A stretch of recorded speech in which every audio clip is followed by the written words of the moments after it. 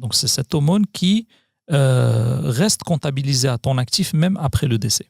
Peut-être un tout dernier type de waqf dont on n'a pas parlé, c'est le waqf monétaire, financier.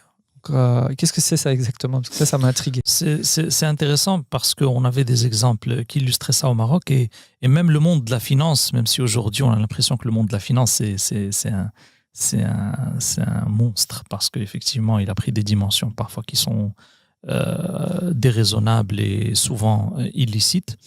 Mais le monde de la finance peut lui-même être objet de waqf. Par exemple, on peut avoir une bourse qui est totalement waqf. On peut avoir une institution financière, banque, qui est totalement waqf. Il y a des banques waqf. On a des banques waqf. On peut avoir une institution de type crédit gratuit.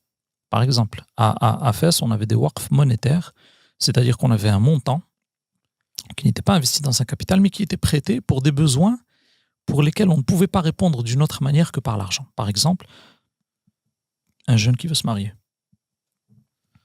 Donc, on lui prêtait de l'argent, il allait se marier, etc. Il faisait tout. Quand il avait assez de revenus, il remboursait le crédit. Subhanallah.